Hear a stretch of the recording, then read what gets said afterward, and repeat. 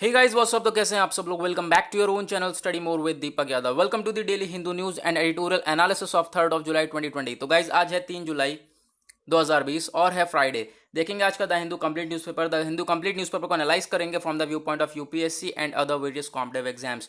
और गाइज आपको इन सारी चीज़ों से रिलेटेड पीडीएफ्स चाहिए, द हिंदू की पीडीएफ चाहिए, और जो भी हम आज का डिस्कशन करेंगे उसका बैकग्राउंड एनालिसिस चाहिए। तो उसके लिए आपको क्या करना है, डाउनलोड करना है टेलीग्राम और सर्च बॉक्स में टाइप करना है study more with Deepak, bracket में यूपीएससी लिखा है, आप देख सकते हैं। क्लिक करोगे नीचे ज्वाइन का ऑप्शन आ रहा होगा, ज्वाइन कर लेना, क्योंकि यहाँ पे आपको ढेर सारे बेनिफिट्स मिलने वाले हैं बिल्कुल फ्री ऑफ कॉस्ट। कोई कॉस्ट वगैरह कोई आपसे चार्जेस पे नहीं करे जा रहे हैं, बिल्कुल फ्री ऑफ कॉस्ट सारी चीज़ें आपको मिलने वाली हैं। जैसे कि यहाँ पर आप देख सकते हैं सारे नोट्स प्रोवाइड कर दिए गए हैं जिसका हमें डिस्कशन करना है आज।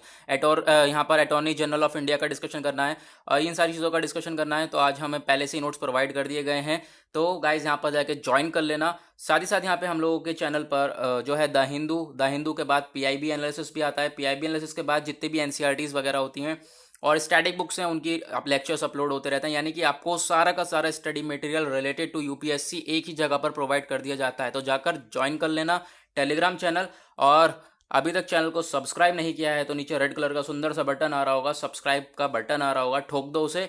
साथ ही साथ यहाँ पर जो टेलीग्राम का लिंक है वो मैंने डिस्क्रिप्शन में दे दिया है, तो गाइज जाकर डिस्क्रिप्शन में से क्लिक करके आप ज्वाइन कर लेना टेलीग्राम को। चलते हैं आगे, देखते हैं आज का द हिंदू न्यूज़पेपर अपने यूपीएससी के पॉइंट ऑफ व्यू से। सबसे पहला न्यूज़ क्या है हमारे लिए, जो मिनिस्ट्री ऑफ डिफेंस है उसने अप्रूव करे हैं 33 न्यू फाइटर जेट्स, जो कि डील करेंगे 38,900 करोड़ रुपए के। यहाँ पे जो है उससे डील करेंगे, जो मिनिस्ट्री ऑफ डिफेंस ने अप्रूव कर दिए हैं 33 न्यू फाइटर जेट्स। क्यों करे हैं वो तो आपको पता ही होगा।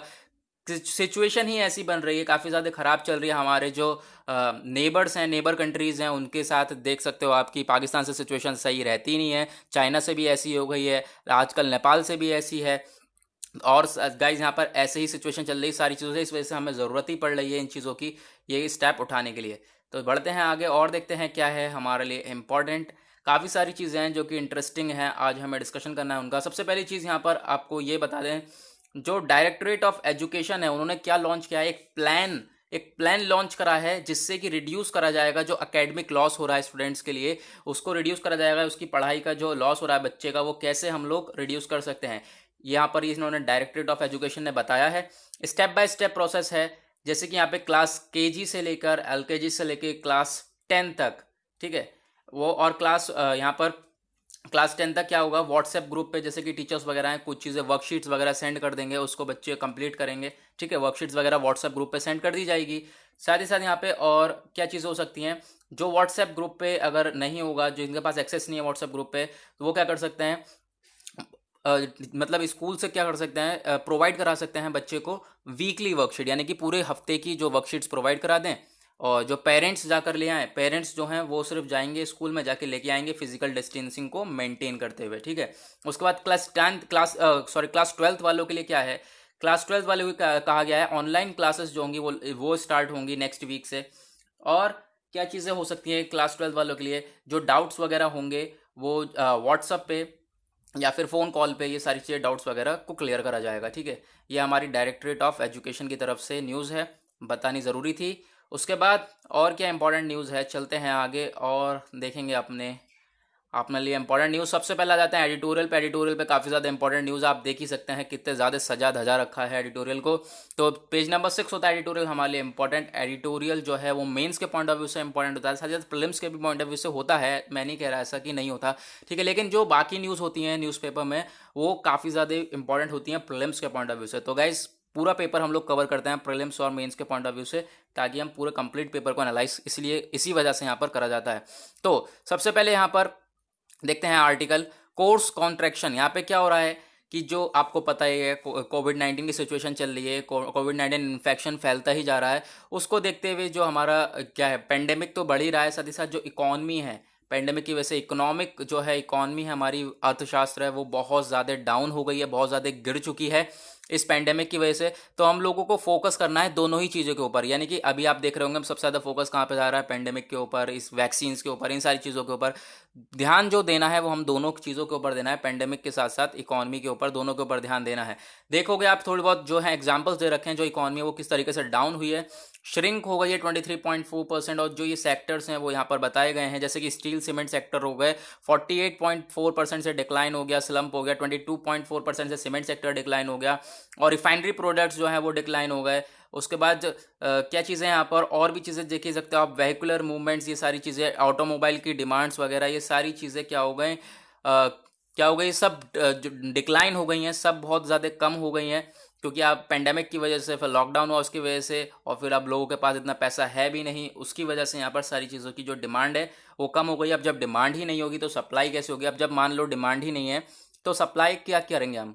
सप्लाई कुछ भी नहीं करेंगे। अब जब सप्लाई नहीं होगी तो प्रोडक्शन क्या होगी? प्रोड्यूस करके थोड़ा रखना थोड़ी ना है। अब जब प्रोडक्शन नहीं होगी तो कैसे इकॉनमी ग्रो करेगी? ठीक है, प्रोडक्शन तो हमारा मेन फैक्टर है, सप्लाई डिमांड, अब ये सारी चीज़ें यही तो हेल्प करती हैं इकॉनमी को ग्रो करने के लिए, यही तो पैसा जो है वो साइकिल में चलेगा, इनकी वजह से ही पैसा आएगा मार्केट में। बट ऐसा कुछ हो ही नहीं रहा है, तो इकॉनमी तो डाउन होनी ही होनी है। हालांकि थोड़ा बहुत इंप्रूवमेंट बताया है इलेक्ट्रिसिटी में। इलेक्ट्रिसिटी में किस टाइप का इंप्रूवमेंट बताया है? बहुत ही ज़रा सा, यानी कि जो अप्रैल का हमारा महीना था उसमें 23% जो स्लम्प देखा था, और जो हमारा अभी इंप्रूवमेंट देखा है 15.6% से। ठीक है, उसके बाद आगे देखते हैं, आगे और क्या है यहाँ पर आर्टिकल में। अब हमारी जो इन सारी चीज़ों से जो प्रॉब्लम्स चली रही हैं, साथ ही साथ वहाँ पे फार्मिंग सेक्टर में भी काफ़ी ज़्यादा प्रॉब्लम चल रही है, वो भी आपको पता ही होगा। लोकस्ट जो टिड्डियों वाला यहाँ पर जो टिड्डियों का झुंड था वो काफ़ी जगह यहाँ पर उन्होंने फसलें बर्बाद कर दी हैं, तो उसी को लेकर यहाँ पर बात हो रही है। ये पेंडेमिक को देखते हुए काफ़ी सारी दिक्कतें आई, जैसे कि हमने देखा माइग्रेंट वर्कर्स जो है वो पैदल पैदल अपने घर पे गए, ये सारी चीज़ें बताई गई हैं।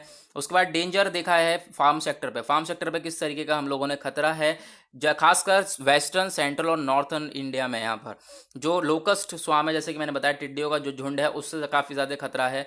और जो जून सर्वे बताता है काफ़ी तेज़ी से चीज़ों में रिडक्शन हुआ है, आउटपुट में बहुत ही ज़्यादा तेज़ी से रिडक्शन हुआ है। ठीक है, कम हुआ है। अब पॉलिसी मेकर्स जो होंगे उनको क्या ध्यान देना है? पॉलिसी मेकर्स को ध्यान देना है कि जो कोविड-19 है, कोविड-19 के ऊपर तो ध्यान देना ही है कि जो स्प्रेड हो रहा है उससे किस चीज़ से, किस तरीके से टैकल करा जाए। साथ ही साथ जो इकॉनमी, हमारी इकॉनमी भी बहुत ज़्यादा तेज़ी से गिरती जा रही है, उसके ऊपर भी ध्यान देना है, क्योंकि अदरवाइज़ यहाँ पर एक ही चीज़ पर ध्यान देंगे तो आने वाले टाइम में काफ़ी ज़्यादा सिचुएशन बेकार होने वाली है। उसके बाद नेक्स्ट आर्टिकल क्या है हमारा? नेक्स्ट आर्टिकल है ये, India's torture culture needs to end now. ज़रूरत है कि जो इंडिया का टॉर्चर वाला कल्चर है, टॉर्चर वाला जो कल्चर है उसको एंड करा जाए, उसको ख़त्म करा जाए। वो कैसे? अब पहली बात, आर्टिकल किस चीज़ से रिलेटेड है, मैं आपको एक ओवरव्यू देता हूँ आर्टिकल का। जो फादर और सन मारे गए थे यहाँ पे, ठीक है, तमिलनाडु में तूतीकुरी जो जगह है वहाँ पर जो ये केस हुआ, उनकी मोबाइल की शॉप थी, शायद उन्होंने जो लॉकडाउन के कुछ रूल्स थे उसका वायलेशन कर दिया था, या फिर थोड़ी देर तक शॉप खोल ली थी, जिसकी वजह से जो पुलिस वाले ने कस्टडी में लिया, और कस्टडी में ही उन दोनों की डेथ हो गई। तो उसको लेकर बताया जा रहा है कि पुलिस वाले का टॉर्चर टॉर्चर टॉर्चर, ठीक है, इस टॉर्चर को ख़त्म करना पड़ेगा। जैसे कि हम लोगों ने देखा अभी स्मॉल टाउन तूतीकुड़ी में, यहाँ पर ये हमने जो है ये पूरा का इंसिडेंट देखा। और क्या चीज़ें बताई जा रही हैं? जो फादर और सन है यहाँ पर, ये दोनों काफ़ी ज़्यादा इसके जो है विक्टिम बने। साथ ही साथ यहाँ पे अगर हम लोग इम्प्रिजमेंट दे देते, अगर उनको लोग जेल में करवा देते, या फिर 2 महीने 3 महीने के लिए जेल भेज देते, तो भी तो सही रहता। अब कस्टडी में डेथ हो गई, ये कितनी ज़्यादा शर्मनाक बात है किसी कंट्री के लिए। उसके बाद और क्या चीज़ें यहाँ पर बताई जा रही हैं कि देखो क्या हुआ, क्या था कि जो पुलिस वाला है, पुलिस वाले ने रिमांड करी, ठीक है, कि उन्हें हवालत में लिया जाए। जज ने क्या करा, उसे रिमांड को ग्रांट कर दिया बिना उन पर्सन को देखे, बिना कुछ समझे, बिना कुछ सोचे समझे उसको ग्रांट कर दिया कि हाँ हो गई, रिमांड ले लो हवालत में। ठीक है, अब बताओ यहाँ पे या क्या हो सकता है इसका? अब ये जो मतलब जज ने बिना कुछ देखे, बिना उन पर्सन को देखे जो दोनों को यहाँ पर गिरफ्तार करा है, ऐसे ही अपना डिसीजन बता दिया। तो जो क्या बताता है, ये तो ब्रोकन सिस्टम है हमारे लॉ इन्फोर्समेंट का, पूरा जस्टिस ही कहाँ गया, सिस्टम जो है हमारा पूरा का पूरा वो टूट चुका है। ऐसे तो यहाँ पर इससे यही पता चल रहा है। उसके साथ साथ यहाँ पर अब क्या चीज़ें हो रही हैं, तमिलनाडु ऐसा अकेला नहीं है, ठीक है, तमिलनाडु जगह ऐसी अकेली जगह नहीं है, तमिलनाडु स्टेट ऐसा नहीं है अकेला कि यहाँ पर टॉर्चर सिर्फ यहीं पर ही हो रहा हो।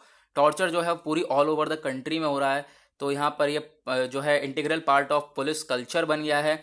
और अब ये इंडिया के कल्चर में जो है, कल्चर इन इंडिया में, इसे क्या मेनली आप देखो क्या कहा जा रहा है, कल्चर इन इंडिया, ठीक है। ये जो टॉर्चर का पूरा कल्चर ही चल रहा है इंडिया में, और ये आज के समय पे इस तरीके से ऐसा लगता है जैसे कि जो कॉलोनियल पुलिस थी, यानी कि पहले ब्रिटिश पुलिस थी, जैसे कि हम लोग पहले थे, जैसे कि 1947 पहले 1947 के पहले से जो कॉलोनियल पुलिस थी वो कैसा बिहेव करती थी, वैसे ही यहाँ पर उसकी दोबारा याद दिलाई जा रही है।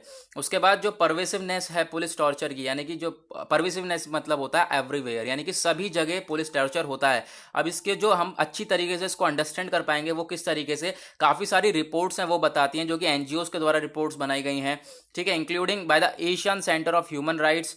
उसके बाद यहाँ पे एमनेस्टी इंटरनेशनल, उसके बाद people's union for democratic rights, सारी रिपोर्ट्स जो हैं ये बता रही हैं कि काफ़ी ज़्यादा हद तक जो है पुलिस टॉर्चर करा जाता है, पुलिस जो है वो टॉर्चर करती है। उसके बाद यहाँ पे क्या है, अनफॉर्चुनेटली यहाँ पर अपग्रेड नहीं हो रहा है, इस जो पॉलिसिंग है इसको अपग्रेड करनी चाहिए, तो यहाँ पर अपग्रेडेशन नहीं हो रहा है, इसमें अपग्रेडेशन करना चाहिए, ठीक है। उसके बाद अब और क्या इंपॉर्टेंट चीज़ है, अब यहाँ पर जो है ये हमारे इंपॉर्टेंट चीज़ है उसके बारे में जानते हैं।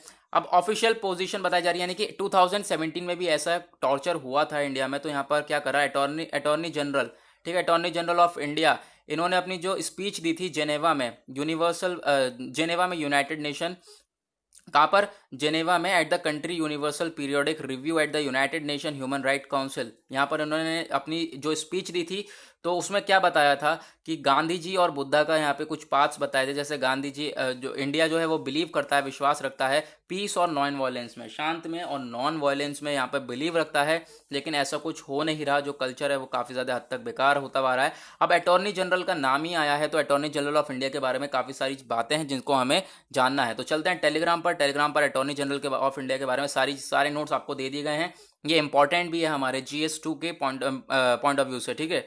तो सबसे पहले जो अटॉर्नी जनरल ऑफ इंडिया है ये पार्ट है यूनियन एग्जीक्यूटिव का, और जो अटॉर्नी जनरल है ये एक हाईएस्ट लॉ ऑफिसर है कंट्री का, पूरी कंट्री में एक हाईएस्ट लॉ ऑफिसर कौन होता है, अटॉर्नी जनरल।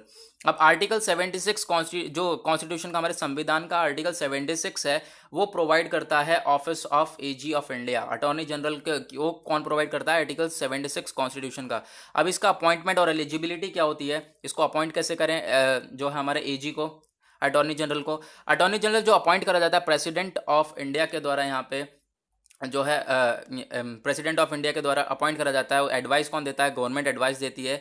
ही और शी जो है ये पर्सन होना चाहिए, कहाँ, जो एक पर्सन होना चाहिए जो क्वालिफाई हो इस तरीके से कि जो जज, जहाँ पर सुप्रीम कोर्ट का जज हो सके, और साथ ही साथ यहाँ पे एक सिटीजन होना चाहिए इंडिया का, साथ ही साथ यहाँ पर उसको एक्सपीरियंस हो हाई कोर्ट में 5 years का एक्सपीरियंस हो एज एन एडवोकेट, और यहाँ पर और क्या होना चाहिए, एज एन, यहाँ पर हाई कोर्ट का जो एक्सपीरियंस वो तो होना ही चाहिए एज एन एडवोकेट के साथ साथ जज का भी एक्सपीरियंस होना चाहिए, जज का एक्सपीरियंस होना चाहिए 5 साल का, और यहाँ पर एडवोकेट का एक्सपीरियंस होना चाहिए 10 years का, 10 साल का, ठीक है। तो यहाँ पर उसकी जो एलिजिबिलिटी है वो यहाँ पर हो जाती है कि वो अटॉर्नी जनरल ऑफ इंडिया बनने के लिए रेडी है। उसके बाद और क्या चीज़ें हैं, रिमूव कैसे करा जा सकता है, रिमूव यहाँ पर may be removed by the president at any time, क्योंकि यहाँ पर रिमूवल है जो अटॉर्नी जनरल का वो सही से जो है कॉन्स्टिट्यूशन में वो नहीं बताया गया है, तो यहाँ पर रिमूव करा जा सकता है, ऐसा कह सकते हैं, प्रेसिडेंट के जरिए यहाँ पर इसे रिमूव करा जा सकता है। साथ में आप अटॉर्नी जनरल की ड्यूटीज़ और फंक्शंस क्या होता है, इंपॉर्टेंट चीज़ है, ठीक है। अब यहाँ पर क्या जो है फंक्शन है, सबसे पहले अटॉर्नी जनरल क्या करता है, गवर्नमेंट ऑफ इंडिया को एडवाइस करता है, ठीक है, कुछ लीगल मैटर्स होंगे उन चीज़ों के ऊपर एडवाइस करता है, और परफॉर्म करता है कुछ ड्यूटीज़ ऑफ लीगल कैरेक्टर जो कि असाइन करी जाती है, और प्रेसिडेंट के द्वारा जो बताया जाता है उस चीज़ के ऊपर वहाँ पे अपनी ड्यूटीज़ को वो परफॉर्म करता है। साथ ही साथ अपीयर होता है behalf of government of India, यानी कि गवर्नमेंट ऑफ इंडिया के बिहाफ में अपीयर होता है सुप्रीम कोर्ट में, जब कोई जितने भी केसेस आएंगे सुप्रीम कोर्ट में, अगर कोई केसेस चल रहा होगा तो उसमें अपीयर होगा हमारा अटॉर्नी जनरल AG, किसके बिहाफ में, गवर्नमेंट ऑफ इंडिया के बिहाफ में। साथ ही साथ यहाँ पर और in any case in high court में भी क्या होगा, जो गवर्नमेंट ऑफ इंडिया है वो भी कंसर्न करी जाएगी, यहाँ पर भी मतलब जो है वो प्रेजेंट रहेगा, अपीयर होगा। और उसके बाद जो ये रिप्रेजेंट करता है गवर्नमेंट ऑफ इंडिया को, एनी रेफरेंस जो कि प्रेसिडेंट के द्वारा बनाए गए हैं सुप्रीम कोर्ट अंडर आर्टिकल 143, यानी कि इनका मेन और क्या काम हो गया, इनका फंक्शन हो गया कि गवर्नमेंट ऑफ इंडिया को रिप्रेजेंट करना, क्योंकि गवर्नमेंट ऑफ इंडिया के बिहाफ में ही तो सब जगह जा रहे हैं। उसके बाद जो है discharge the functions conferred on her him by the constitution और इन द लॉ, जो कि वो डिस्चार्ज कर सके उन फंक्शंस को जो कि उनके ऊपर कन्फर्ड करे गए। उसके बाद राइट्स और लिमिटेशंस क्या क्या हैं उनके लिए, AG के लिए, ठीक है, अटॉर्नी जनरल के लिए। He she has a right to speak, ठीक है, उनके पास हक है बोलने का। Take part in the proceedings, proceedings में पार्ट्स लेने का, साथ दोनों ही हाउसेस में, पार्लियामेंट हाउसेस के साथ साथ पार्लियामेंट में भी, ठीक है। पार्लियामेंट में, जो पार्लियामेंट में हमारे हाउसेस है, राज्यसभा और लोकसभा, दोनों में ही यहाँ पर इनका रोल प्ले करा जाएगा, ठीक है। ये इनके पास हक है कि दोनों ही चीज़ों में यहाँ पर ये जा सकते हैं, ठीक है, बोल सकते हैं। उसके बाद और क्या चीज़ें हैं, और ये एंजॉय करेंगे सारी प्रिविलेजेस जो भी अवेलेबल होंगी मेंबर ऑफ पार्लियामेंट के लिए, यानी जो मेंबर ऑफ पार्लियामेंट को जितनी भी चीज़ें मिलेंगी वो यहाँ पर अटॉर्नी जनरल को भी मिलेंगी, ठीक है। उसके बाद और क्या चीज़ें हैं, ये कुछ भी एडवाइस नहीं करेंगे against government of India, government of India के अगेंस्ट कुछ भी एडवाइस नहीं कर सकते। साथ ही साथ जो सॉलिसिटर जनरल ऑफ इंडिया है और additional solicitor general of India, ये असिस्ट करेंगे अटॉर्नी जनरल को, ये असिस्ट करते हैं अटॉर्नी जनरल को, ताकि वो जो अपनी रिस्पॉन्सिबिलिटीज़ हैं उनको फुलफिल कर सकें, ठीक है। अटॉर्नी जनरल के ऊपर सारे नोट्स मिल गए हैं, जाकर आप देख सकते हैं। उसके बाद जो है अटॉर्नी जनरल के बारे में बात हुई कि उन्होंने ऐसा ऐसा जाकर जेनेवा में एक अपनी स्पीच में बोला, ठीक है। अब यहाँ पर और क्या बात हो रही है, जो पुलिस वाला है जिसने यहाँ पर ये काम उठाया, ये काम करा है, टॉर्चर करा था, उन दोनों को कस्टडी में ले हुई है जिसकी वजह से, तो उसको क्या करना है, विक्टिम की फैमिली को पे करना है। सही बात है, विक्टिम की फैमिली है उसको पैसा दे, पे करे। साथ ही साथ यहाँ पे जो इस एक्शन की ज़रूरत ही क्या थी, ये एक्शन ज़रूरत, इस एक्शन की बिल्कुल भी ज़रूरत नहीं थी। और यहाँ पर जो हमारा UN कैट है, यहाँ पर आप इसे UN कैट ही कह लो, UN convention against torture act, ये तो हमें इजाज़त ही नहीं देता, क्योंकि यहाँ पर साइन कर चुका है इस एक्ट को इंडिया 1997 में इस एक्ट को साइन कर चुका है। और ये एक्ट क्या कहता है, ये बिल्कुल ही बिल्कुल अगेंस्ट टॉर्चर है। तो यहाँ पर आपको देख सकते हैं इसके बारे में, जो हमारा UN कन्वेंशन अगेंस्ट, यहाँ पर ये जो UN कन्वेंशन अगेंस्ट टॉर्चर है, ये जो कन्वेंशन अगेंस्ट टॉर्चर और other cruel, inhuman, degrading treatment और पनिशमेंट, ये कॉमनली जाना जाता है। यहाँ पर इस एक्ट की सारी चीज़ें आती हैं कि मतलब टॉर्चर नहीं कर सकता कोई, और भी क्रूअल चीज़ें जैसे कि हो गई। और ये फोर्स में कब आया, नहीं वर्किंग में कब आया, 1987 में। इंडिया ने कब साइन करा, अभी हमने पढ़ा 1997 में इंडिया ने भी इसे साइन करा था। यानी कि अब इंडिया के पास में, यहाँ पर इंडिया ने साइन किया, तो यहाँ पर भी ऐसी चीज़ें नहीं होनी चाहिए टॉर्चर वगैरह, लेकिन यहाँ पर क्या अभी भी चीज़ें जो है दिखाई दे रही हैं, ठीक है। और क्या है, ये एक इंटरनेशनल ह्यूमन राइट ट्रीटी है जो कि UN के रिव्यू में रहती है, और इसका एम क्या है, टॉर्चर को प्रिवेंट करना, या फिर क्रूअल चीज़ें हो रही हैं कुछ यहाँ पे उस चीज़ को प्रिवेंट करना, डिग्रेडिंग ट्रीटमेंट और पनिशमेंट अराउंड द वर्ल्ड, यहाँ पर उसको कम करना, यानी कि जो पूरे वर्ल्ड में जो पनिशमेंट्स हो रही हैं और इन चीज़ों को दिया जाता है उसको कम करना, ठीक है।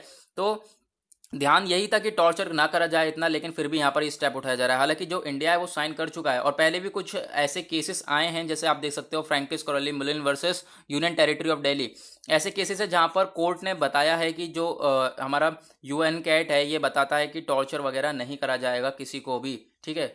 होगा कुछ केस वो टॉर्चरिंग वगैरह के ऊपर। उसके बाद ऑल्दो इंडिया ने साइन करा है UN कैट 1997 में, ये इंपॉर्टेंट चीज़ है, क्वेश्चन आ जाए डायरेक्टली क्योंकि ये न्यूज़ में है UN कैट, ठीक है। अगर ये क्वेश्चन आ जाए कि इंडिया ने कब साइन किया, तो आपको याद होना चाहिए 1997 में, डायरेक्टली यहाँ पर क्वेश्चन आ सकता है। उसके बाद 2010 में यहाँ पर क्या करा, एक weak prevention of torture bill है वो पास करा गया था लोकसभा के द्वारा, एक कमज़ोर सा बिल पास करा गया था, ठीक है। फिर जो कि राज्यसभा के पास आया, राज्यसभा ने उसे सेलेक्टेड कमेटी के पास भेज दिया, फिर वो ऐसे ही घूमता रहा और वो हुआ ही नहीं पास आज तक। उसके बाद यहाँ पर देख सकते हो ये UPA गवर्नमेंट ने क्या करा, उस बिल को लैप्स कर दिया, ख़त्म कर दिया। 2016 में अश्वनी कुमार यहाँ पे सीनियर एडवोकेट ने यही कदम उठाया, लेकिन फिर क्या हुआ, फिर यहाँ पर ये ऐसी हो गया, ठीक है, कोई स्टेप नहीं उठा इसके लिए। और फिर उसके बाद एक बार और ऐसा करा गया जो 2017 में, तो जो सुप्रीम कोर्ट ने क्या कहा, ये सारी चीज़ें क्या है, ये पॉलिटिकल डिसीजन के ऊपर है, तो यहाँ पर पॉलिटिकल डिसीजन के ऊपर छोड़ दिया, और यहाँ पर अभी तक कुछ सिस्टम निकला ही नहीं, ठीक है। तो यहाँ पर आप ये चीज़ें देख सकते हैं। उसके बाद और क्या चीज़ें हैं, और आप यहाँ पर जो अब हम एंड कैसे कर सकते हैं टॉर्चर को, आज के टाइम पे हम लोगों को एंड करना है, कुछ स्टेप्स बताए गए हैं। जैसे कि जॉर्ज फ्लॉयड वाला केस हुआ था अमेरिका में, जो है रेसिज्म को लेकर, काले गोरे वाले को लेकर जो बवाल हुआ था उसको लेकर, ठीक है। अब जो ये मूवमेंट है ये उठाए गए थे कुछ लोगों के द्वारा, जो US में ऐसा कुछ हुआ था, तो लोगों ने क्या कहा, डिफंड कर दिया जाए, डिसआर्म कर दिया जाए पुलिस को कोई आर्म वगैरह ना दिए जाए, साथ ही साथ फंड भी ना दिया जाए। आर्गुएबली यहाँ पर हम लोगों को जो है पीपल्स की मूवमेंट की ज़रूरत है। अगर ऐसा स्टेप नहीं उठ रहा है, यहाँ पर जो है जस्टिस सिस्टम भी कमज़ोर पड़ गया है, जस्टिस सिस्टम कोई कदम नहीं उठा रहा है, साथ ही साथ पुलिस का टॉर्चर बढ़ता ही जा रहा है, तो क्या करना है, पीपल्स को अपने मूवमेंट लाना है, लोग अपने मूवमेंट दिखाएं ताकि जो टॉर्चर को एंड करा जा सके।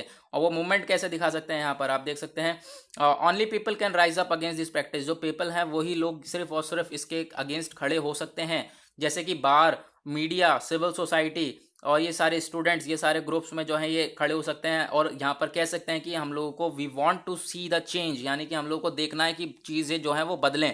ठीक है, उसके बाद नेक्स्ट आर्टिकल है in an uncertain world a seat at the global high table, यानी कि यूएनएससी के बारे में, जो कि इंडिया अभी आपको पता है चुन के आया as a non permanent member UNSC में। ठीक है, अभी न्यूज़ आई थी यूनाइटेड नेशन सिक्योरिटी काउंसिल। तो यूनाइटेड नेशन सिक्योरिटी काउंसिल के बारे में पहले बातें जान लेते हैं, उसके बाद हम लोग और बातें कवर करेंगे। तो गाइज यूनाइटेड नेशन के बारे में आप देख सकते हैं, यूनाइटेड नेशन सिक्योरिटी काउंसिल क्या है, एक one of the 6 principal organs है यूनाइटेड नेशन का, जो कि इंश्योर करती है, जो चीज़ें किस चीज़ के ऊपर ध्यान देती है कि इंटरनेशनली शांति बनाई रखी जाए, पीस रखा जाए, सिक्योरिटी के ऊपर, इंटरनेशनल सिक्योरिटी के ऊपर। साथ ही साथ रिकमेंड करती है admission of the new UN members to the general assembly. General assembly में रिकमेंडिंग का जो काम होता है यूएन मेंबर्स का, वो भी हमारा यूएनएससी का होता है। ठीक है, और यहाँ पर और क्या चीज़ें हैं कि जो हमारा यूएन है सिक्योरिटी काउंसिल, ये क्रिएट करा गया आफ्टर वर्ल्ड वॉर टू के बाद यहाँ पे इसको क्रिएट करा गया। और जो इसका फर्स्ट सेशन हुआ वो 17 जनवरी 1946 में इसका फर्स्ट सेशन हुआ। सिक्योरिटी काउंसिल में 15 मेंबर्स हैं, जिसमें से 5 परमानेंट मेंबर्स हैं। 5 परमानेंट मेंबर्स कौन कौन से हैं? China, France, Russia, United kingdom और यूनाइटेड स्टेट्स ऑफ अमेरिका। ये 5 परमानेंट मेंबर्स हैं। जो 10 हैं वो नॉन परमानेंट मेंबर्स हैं, वो चेंज होते रहते हैं। ठीक है, और जो है टर्म होता है, जो नॉन परमानेंट मेंबर्स होते हैं वो कि अपने जो अगर वो समझ लो वो चुन के आ गए यूएनएससी में, ठीक है, वो नॉन परमानेंट मेंबर बन गए, तो वो 2 साल तक वो उसमें वर्किंग में रहते हैं। 2 साल तक वो नॉन परमानेंट मेंबर के तौर पे यहाँ पर वर्क करते हैं। ठीक है, इंडिया जो है वो सर्व कर रहा है अपना 8वीं बार, 8th टाइम जो है इंडिया वो सर्व कर रहा है अपना। उसके बाद यहाँ पे वोटिंग के बारे में बात करेंगे। जो इस आर्टिकल है इसमें वोटिंग के बारे में थोड़ी बहुत बात करेंगे। और साथ में एक इंपॉर्टेंट चीज़ है, जो यहाँ पर इंडिया है वो अपना क्या पर्पस रखता है, ये अब as a non permanent member किस चीज़ को टैकल करने के लिए इस बार वो अपनी बात रखता है, उसके बारे में देखेंगे। अब वोटिंग पहले जान लेते हैं जनरल असेंबली में वो क्या होता है। वोटिंग किस तरीके से होती है। पहली बात तो 2/3 मेजोरिटी चाहिए हम लोगों के मेंबर स्टेट्स की। 2/3 मेजोरिटी अगर मिल जाती है तो यहाँ पर सिलेक्शन हो जाता है, मतलब कि अंदर आ जाती है कंट्री उसमें। और फिर 2/3 मेजोरिटी जो है वो एश्योर करी जाती है, जैसे हमने अभी बताया, वोट कास्ट के ऊपर एश्योर करी जाती है, वोट डलवाए जाते हैं। ठीक है, उसके बाद यहाँ पे बैलेट सीक्रेट वोट होता है। बैलेट यानी कि किसी को कुछ नहीं पता चलता कि कौन सी कंट्री ने किसको वोट दिया है। ठीक है, यहाँ पे कुछ चीज़ें नहीं पता चलती। और हम लोगों का इंपॉर्टेंट बात क्या है कि 192 वोट में से हम लोगों को 184 वोट मिले हैं। अब यहाँ पर ऐसी कंट्रीज भी हैं, 8 कंट्रीज ऐसी हैं जिन्होंने वोट नहीं दिया है इंडिया को। और यहाँ पर ये हमारे लिए दुखद वाली बात है कि अगेंस्ट है इंडिया के ऐसी 8 कंट्री जिन्होंने वोट नहीं डाला है, क्योंकि 192 में से कितने 184 ने यहाँ पर वोट दिया है। ठीक है, 184 से वोट से ही तो जीती थी, यहाँ पर 184 से ही तो वोट से ही तो यहाँ पर यूएनएससी का नॉन परमानेंट मेंबर बनी थी इंडिया। उसके बाद इंडिया के साथ साथ कौन कौन है, मैक्सिको, नॉर्वे, आयरलैंड, कीनिया। यानी कि अब आप अगर क्वेश्चन आ जाए कौन कौन इंडिया के साथ यहाँ पर नॉन परमानेंट मेंबर बना, मैक्सिको, नॉर्वे, आयरलैंड और कीनिया। ठीक है, उसके बाद आगे अब यहाँ पर और क्या बातें हो रही हैं। एक स्पेशल फीचर है इस ईयर का, क्या कोविड-19 इफेक्ट देखा गया है। और कोविड-19 इफेक्ट देखने के साथ यहाँ पर क्या करा है, वोट कैसे दिया है, जो एम्बेसडर्स हैं सिर्फ उनको एंटर करा था जनरल असेंबली में, वो लोग जाएंगे और क्या करेंगे, 1 बाय 1 अपने बैलेट को जो है कास्ट कर देंगे। ठीक है, अब यहाँ पे जैसे कि साइमल्टेनियसली होता था पहले कि लोग इकट्ठा रहते थे, लेकिन अब नहीं, 1 बाय 1 जो है वो अपना वोट डाल के आ जाते थे। ठीक है, उसके बाद जो इंडिया का सक्सेस है वो पहले से ही तय था, क्योंकि इंडिया ने कुछ ऐसे काम करे हैं कि वो पहले से ही तय था इंडिया का सक्सेस, कि इंडिया जो है as a non permanent member बनेगा ही बनेगा। ठीक है, उसके बाद जो इंडिया है कोविड-19 के जो सिचुएशन चल रही है, या फिर जो पोस्ट कोविड-19 की सिचुएशन आएगी, ठीक है, कोविड-19 जब सब कुछ सही हो जाएगा, वो सिचुएशन आएगी, तो इंडिया जो है वो लीड करेगा। ठीक है, लीडरशिप रहेगा, वो प्रोवाइड कराएगा लीडरशिप और रिफॉर्म करेगा कुछ मल्टीलेटरल सिस्टम को। ठीक है, मल्टीलेटरलिज्म को कुछ रिफॉर्म करेगा उसमें। उसके बाद और क्या है, अब यहाँ पर जो इंडिया का वो क्या रहेगा, पर्पस क्या रहेगा, इंडिया का एम क्या रहेगा अपना, ये चीज़ इंपॉर्टेंट हो जाती है, नोट डाउन करके रखना। इंडिया का एम रहेगा काउंटर टेररिज्म के ऊपर, क्योंकि टेररिज्म के ऊपर कोई ध्यान नहीं देता यूएन में। अब यहाँ पर क्या है, काउंटर टेररिज्म जो है एक हाईएस्ट प्रायोरिटी रहेगी इंडिया के लिए यूएनएससी में। ठीक है, अब याद रखना, अगर क्वेश्चन आ जाए कि क्या चीज़ प्रायोरिटी रहेगी, वो यहाँ पर काउंटर टेररिज्म जो है वो सबसे ज़्यादा प्रायोरिटी रहेगी इंडिया के लिए। परमानेंट मेंबरशिप की बात करें तो इंडिया तो चाहेगा ही, हर कोई कंट्री चाहेगी हमें परमानेंट मेंबरशिप मिले, लेकिन यहाँ पर इस समय आज के टाइम पर ये जो है कुछ भी ऐसा चार्टर वगैरह नहीं है जो कि यहाँ पर जो है एक परमानेंट मेंबर्स को बढ़ा सकें, एक्सपेंशन कर सकें। यानी कि परमानेंट मेंबर्स सिर्फ 5 ही परमानेंट मेंबर्स होते हैं यूएनएससी में, उसको 6, 7 या 8 नहीं कर सकते, बढ़ा नहीं सकते, ऐसा कोई चार्टर है नहीं। क्योंकि चाहेगा तो इंडिया भी चाहेगी हर कोई कंट्री की यहाँ पर परमानेंट मेंबर्स बनना चाहे। ठीक है, यूएन मेंबर्स जितने भी हैं वो सब परमानेंट मेंबर्स बनना चाहते हैं, परमानेंट मेंबर्स, लेकिन बने कैसे, क्योंकि यहाँ पर कोई ऐसा चार्टर वगैरह नहीं है। उसके बाद और क्या बातें हैं जो इंडिया का मिशन है न्यूयॉर्क में, उसने काफ़ी ज़्यादा रेपुटेशन को अर्न किया है। साथ ही साथ यहाँ पर ये नेक्स्ट परमानेंट मेंबर भी इन्फ्लुएंस में, यानी कि ये as a next permanent member India बन सकता है, ऐसी बात कही जा रही है। लेकिन ये सारी जो टोटली ये सारी चीज़ें ये डिपेंड करती हैं जो हमारी अनसर्टेनिटी है वर्ल्ड में, यानी कि जो यहाँ पर चीज़ें देखी जाएंगी, डायनेमिक चीज़ें जो आती रहती हैं, वो सिचुएशन से टैकल करते करते यहाँ पे देखा जाएगा कि क्या सिस्टम, क्या चीज़ें निकल के आती हैं।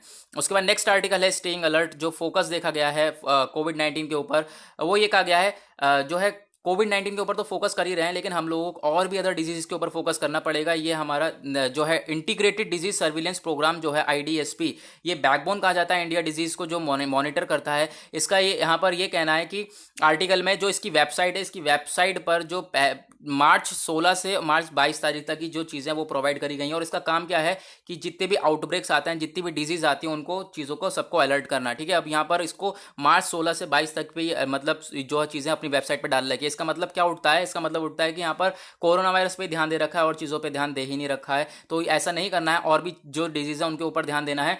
साथ ही साथ यहाँ पर जो चीज़ें हैं वो, जैसे कि यहाँ पर इनकी वजह से ढील छोड़ दी, जैसे कि यहाँ पर लॉकडाउन लगा तो जो एक्सीडेंट्स वगैरह कम हुए, डेथ जो है उसमें कट रेट आया। ठीक है, डेथ जो है वो कट डाउन हो गया। ठीक है, और काफ़ी सारी चीज़ें सुधर गई, तो यहाँ पर उसको देखते हुए, लेकिन ऐसा नहीं करना है। हम लोगों को दोनों चीज़ें के ऊपर फोकस करना है। जो पेंडेमिक है उसको बहुत ज़्यादा ऊपर सीरियस फोकस तो चाहिए, लेकिन जो इंडिया है एक अनदर जो पेंडेमिक आ जाए उस चीज़ के ऊपर नहीं देख सकता। ठीक है, अब यहाँ पर काफ़ी सारी चीज़ें ऐसी हैं जो कि हमारी IDSP जो है वो अपनी वेबसाइट पे नहीं बताती। उसके बाद नेक्स्ट आर्टिकल यह है, कैन ऑल्टरनेटिव मेडिसिन भी सब्जेक्टिव टू मॉडर्न रिगर। यहाँ पे क्या है कि ऑल्टरनेटिव मेडिसिन को हम ले सकते हैं एज अ मॉडर्न रिगर। तो यहाँ पर जो है लड़ाइयाँ हो रही हैं कि किस चीज़ को लेकर, मतलब डिबेट चल रही है, लड़ाइयाँ क्या कह रहा हूँ, डिबेट चल रही है मेडिसिन के ऊपर। एक हमारी जो है एलोपैथी और साथ ही साथ आयुर्वेदिक। ठीक है, हमारी जड़ी बूटी वाली दवाई और जो मॉडर्न मेडिसिन है, इन दोनों के ऊपर चल रहा है कि, लेकिन यहाँ पे फिर एज मतलब कि पूरा लास्ट में एक चीज़ क्या निकल के आई है कि एक इंटीग्रेटेड अप्रोच रहेगा, वो एक विन विन सिचुएशन क्रिएट कर सकता है। आयुर्वेदिक के साथ साथ एलोपैथी दोनों को ही हम लोगों को इंटीग्रेट करके चलना पड़ेगा। उसके बाद कार्टून पिक्चर आप देख सकते हैं। कार्टून पिक्चर सेंटर जो है उसने घोषित करा कि इतना सारा हम लोग यहाँ पे फूड ग्रेन्स वगैरह देंगे, लेकिन जो क्या यहाँ पे फूड ग्रेन स्कीम जो है वो रीच कर पा रही है सिर्फ और सिर्फ 15% ऑफ माइग्रेंट्स। हालांकि 15% ऑफ माइग्रेंट कितने कम हुए आप देख सकते हो, सेंटर के पास इतना है, लेकिन स्टेट दे कितना रही है, जरा जरा सा स्टेट जो है वो दे रही है। उसके बाद हम लोग के पास नेक्स्ट आर्टिकल है। नेक्स्ट आर्टिकल यह है कि हम लोग को ज़रूरत है कि हम ट्रेन कर सकें एसेंशियल वर्कर्स को, यानी कि जैसे कि हमारे जो हॉस्पिटल्स में क्लीनर्स वगैरह होते हैं, झाड़ू पोछा लगाने वाले होते हैं, उनके ऊपर भी बहुत ज़्यादा ध्यान देना ज़्यादा ज़रूरी है। जैसे कि आप लोग देख सकते हैं यहाँ पे जो पुअर वर्किंग कंडीशंस है, कास्ट प्रोजेडाइज है, इस सब की वजह से, जो कास्ट वगैरह की वजह से यहाँ पे चीज़ें नहीं देखी जाती हैं। तो यहाँ पर काफ़ी बार चीज़ें ऐसी हुई हैं कि आप यहाँ पर देख सकते हो कि पहले से ही, यानी कि पैंडेमिक के पहले से ही जो चीज़ें ऐसी चलती हुई आ रही हैं, जो हमारे क्लीनर्स वगैरह हैं हॉस्पिटल के, उनको सफिशिएंट चीज़ें, जो प्रोटेक्टिव इक्विपमेंट्स वगैरह नहीं प्रोवाइड कराए जाते हैं। खासकर यहाँ पे ग्लव्स तो प्रोवाइड कराते हैं, ग्लव्स भी प्रोवाइड नहीं कराते हैं, ऐसा कुछ क्लीनर्स का कहना है। और कुछ क्लीनर ने ये बताया कि जो डिलीवरी के टाइम पर एक ही ग्लव्स दिया जाता है, ग्लव्स को चेंज नहीं करा जाता। ठीक है, अब यहाँ पर देख सकते हो क्या सिचुएशन है। और जो क्लीनर्स है जिनको कुछ नहीं रिसीव हुआ, ठीक है, जो क्लीनर्स ऐसे भी हैं जिनको कुछ नहीं मिलता, ठीक है, उन्होंने क्या क्या चीज़ें बताई कि यहाँ पर क्या लोग इसके पीछे रीज़न क्या है। रीज़न यह है कि लोग क्या समझते हैं, जो बाकी लोग हैं, कि यहाँ पर क्लीनर्स हैं, क्लीनिंग जॉब को क्या स्पेशल ट्रेनिंग की ज़रूरत है। ठीक है, यानी कि सफाई करने वालों की, पोछा लगाने वालों की क्या स्पेशल ट्रेनिंग की ज़रूरत है इन लोगों को। उसके बाद नेक्स्ट चीज़ क्या है, नेक्स्ट रीज़न यह है कि ये लोग सफाई करते हुए आए, शुरू से सफाई करते हुए आए, इन लोगों को क्या ज़रूरत है कुछ चीज़ सिखाने की। उसके बाद यहाँ पर नेक्स्ट चीज़ यह है कि क्या चीज़ बताएं इन लोगों को, ये इतने इंटेलिजेंट नहीं है समझने लायक। ठीक है, उसके बाद नेक्स्ट चीज़ क्या है, नेक्स्ट है इन सब चीज़ों को देखते हुए, और हम लोग क्या समझते हैं, ये लोग ऐसे ही छोटा मोटा समझकर इन लोगों को कुछ नहीं बताया जाता, इन लोगों को किसी चीज़ के बारे में अवेयर नहीं करा जाता है, सामान नहीं दिया जा रहा। तो ऐसा नहीं करना है, इनको टैकल करके चलना है। साथ ही साथ और क्या चीज़ें हैं कि जो हमारे क्लीनिंग वर्कर्स हैं, क्लीनिंग जॉब्स हैं जिनकी, वो सबसे लास्ट में आते हैं, जिनको चीज़ें प्रोवाइड करी गई हैं। ठीक है, यहाँ पर पेंडेमिक के टाइम पर। उसके बाद जो है, और हमारे लोगों को पर्सनल प्रोटेक्टिव इक्विपमेंट, PPE, जो किट्स वगैरह, ये सारी चीज़ें जो हैं पर्सनल प्रोटेक्टिव इक्विपमेंट्स को देना चाहिए। साथ ही साथ यहाँ पर और क्या चीज़ें, जैसे कि यार जो है इन चीज़ों के ऊपर ध्यान ना जाए, कास्ट प्रोजेडाइज, यानी कि उनकी कास्ट वगैरह देख के भेदभाव ना करा जाए, क्योंकि उनको भेदभाव करने के बाद भी यहाँ पे चीज़ें देखी जाती हैं। हालांकि हम लोग को तो एक अपॉर्चुनिटी मिली है कि हम लोग उन लोगों को जो है चीज़ों को पढ़ा सकें, उन चीज़ों को सिखा सकें। ठीक है, उसके बाद नेक्स्ट जो है आर्टिकल, उसके ऊपर चलते हैं हम लोग। नेक्स्ट आर्टिकल है हमारा लास्ट, KVIC के बारे में है। यहाँ पर आप देख सकते हैं खादी फुटवेयर ने क्या करा है, khadi footwear could comfort it's makers and users. अब यहाँ पर खादी फुटवेयर, यहाँ पे जो एक इंडस्ट्री है, कौन सी, khadi and village industry, KVIC जो कमीशन है, ठीक है। Khadi and village industry commission, इसने आगरा को जो है देखा है, आगरा से जो शू मैन्युफैक्चरर्स हैं उनसे कहा है कि ज़्यादा प्रोडक्ट जो है ज़्यादा प्रोड्यूस करा जाए, ठीक है। और ज़्यादा प्रोड्यूस इसलिए भी करा जाए क्योंकि यहाँ पे जो अभियान चल रहा है, आत्मनिर्भर अभियान चल रहा है, ताकि अपने ऊपर डिपेंडेंट रहें, जो भी बाहर से एक्सपोर्ट हो रही हैं, वो इंपोर्ट हो रही हैं चीज़ें, उनको कम करा जाए, अपनी चीज़ों को मैन्युफैक्चर करके बढ़ाया जाए, ठीक है। अब केवीआईसी के बारे में जान लेते हैं। केवीआईसी हमारे लिए इंपॉर्टेंट हो जाती है, ठीक है। खादी, यहाँ पर देख आप सकते हैं, khadi and village industry commission, ये जो है स्टैट्यूटरी बॉडी है, फॉर्म हुई अप्रैल 1957 में, ठीक है। और किसे under the act of parliament khadi village industry commission act of 1956 के इस एक्ट के अंडर में यहाँ पर इसको जो है फॉर्म करा गया, ठीक है। उसका अपेक्स ऑर्गेनाइजेशन है under ministry of micro small and medium enterprises में, यहाँ पर एक जो है हमारी ये अपेक्स ऑर्गेनाइजेशन आती है, सबसे बड़ी ऑर्गेनाइजेशन हो जाती है। और जो है इसका जो काम वगैरह है जी, अपनी मैन्युफैक्चरिंग करना, अपने खुद की जो इंडिजीनियस चीज़ें हैं अपने खुद की मैन्युफैक्चरिंग करना और उसको यहाँ पर अपने कंट्री में बेचना, ठीक है। उसके बाद यहाँ पर और क्या है, इसका हेड ऑफिस कहाँ पे है, मुंबई में है। इसके 6 जोनल ऑफिस भी हैं, दिल्ली, भोपाल, बैंगलोर, कोलकाता, मुंबई, गुवाहाटी में। और अदर जोनल ऑफिस हैं जैसे कि 28 स्टेट्स में भी यहाँ पर हैं, जो कि यहाँ पर वेरियस प्रोग्राम्स को इम्प्लीमेंटेशन करते हैं इसका। तो यहाँ पर it has office in 28 states, जैसे कि मैंने अभी बताया 28 स्टेट्स में भी यहाँ पर जो है इसके काफ़ी सारे ऑफिस हैं, ताकि जो इनके वेरियस प्रोग्राम्स हैं उनको इम्प्लीमेंट करा जाए, ठीक है। उसके बाद गाइज हमारा हो गया है आज का पूरा न्यूज़पेपर कंप्लीट। तो गाइज हमने न्यूज़पेपर को पूरी तरह से कंप्लीट कर लिया है। अब मिलेंगे आप लोगों से कल। आज के लिए बाय बाय।